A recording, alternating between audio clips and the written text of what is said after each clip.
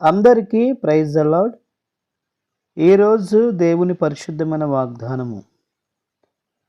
నా సన్నిధిని కన్నీరు విడిచితివి గనుక నీ మనవిని నేను ఆలకించితిని.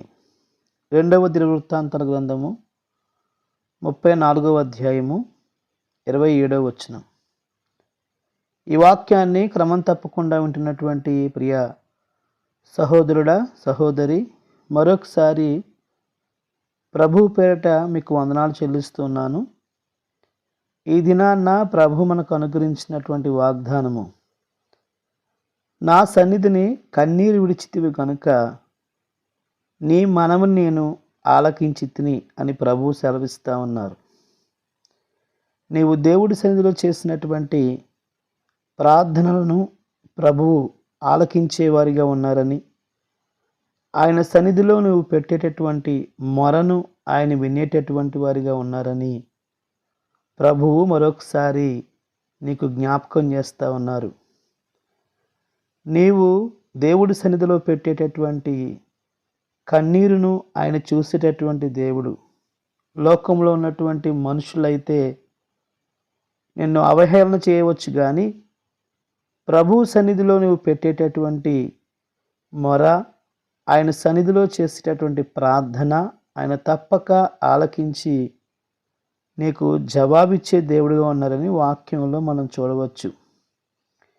హిజ్కియా జీవితంలో కూడా ప్రభు సన్నిధిలో తాను మొరపెట్టుకున్నప్పుడు, తాను కన్నీరు కార్చినప్పుడు తన ఆయుష్ను 15 సంవత్సరాలు పెంచినట్లుగా మనం వాక్యంలో చూడవచ్చు. అంతేకాదు, అనేకమైన భక్తులు వారి జీవితంలో వారికి ఉన్నటువంటి కష్ట పరిస్థితుల్లో దేవుని వైపు చూసి వారు ప్రార్థించినప్పుడు వారి జీవితాలను ప్రభువు బాగు చేసినట్లుగా మనము గమనించవచ్చు. కనుక నీవు కూడా చేసేటటువంటి ప్రార్థన ప్రభువు ఆలకిస్తున్నారని మరొకసారి ప్రభు పేట తెలియపరుస్తూ ఈ మాటలు ముగిస్తున్నాను. రండి ప్రార్థన చేసుకుందాము. పరిశుద్ధులైన మా పరమ తండ్రి, మరొకసారి మీకు వందనాలు, స్తోత్రాలు చెల్లించుకుంటా ఉన్నాము. మరొక సమయంలో మీ పాసందులో ఈ విధంగా చేరి ప్రార్థించడానికి అనుగ్రహించినటువంటి సమయం అంతటి బట్టి కూడా మీ నామాన్ని స్తుతిస్తున్నాం తండ్రి, మహింపరుస్తున్నాం. నా సన్నిధిని కన్నీరు విడిచితివి గనుక నీ మనవి నేను ఆలకించితిని అని ప్రభువా, ఈరోజు మాతో మీరు మాట్లాడినందుకే వందనాలు. మీ సన్నిధిలో చేసే ప్రార్థన, మీ సన్నిధిలో విడిచేటటువంటి కన్నీరు వృధా కాదని, దానికి తప్పక మీరు జవాబు అనుగ్రహించే దేవుడని, మా జీవితంలో గొప్ప కార్యాలు జరిగించే దేవుడు అని మరొకసారి గుర్తు చేసినందుకే వందనాలు. మరొకసారి బలహీనంగా ఉన్న వారి కొరకు ప్రార్థన చేస్తున్నాం.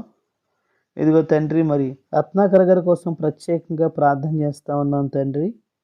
ఈరోజు వారికి స్టంట్ వేస్తుండగా తండ్రి, వారికి కావలసిన కాపుదల, భద్రత మీరు అనుగ్రహించండి. వారికి కావలసినటువంటి మీ కృప దయచేసి మీ నామానికి మహిమ తెచ్చుకోమని ప్రార్థన చేస్తూ ఉన్నాం తండ్రి. అదేవిధంగా సోని సిస్టర్ వారి తల్లిగారి గురించి కూడా ప్రార్థన చేస్తూ ఉన్నాం. వారికి కూడా కంటి ఆపరేషన్ చేయవలసి ఉండగా వారికి కూడా ప్రభువా మీ కృప అనుగ్రహించి రాబో దినాల్లో మీ గొప్ప కార్యం జరిగించి మీ నామానికి మహిమ తెచ్చుకోమని ప్రార్థన చేస్తూ ఉన్నాం తండ్రి. ప్రభువా, ఇంకెవరైతే బలహీనులుగా ఉన్నారో వారిని స్వస్థపరచండి. ఎగ్జామ్స్ రాస్తున్నటువంటి వారికి కూడా మీరు తోడుగా ఉండండి ప్రభువా. మీ కృపలో వారికి మీరు సహాయపడి మహిమ పొందుకొని మన తండ్రి.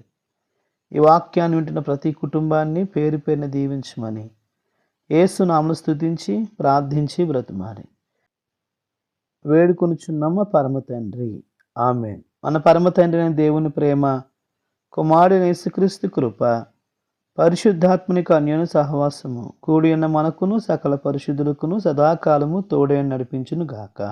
ఆమేన్.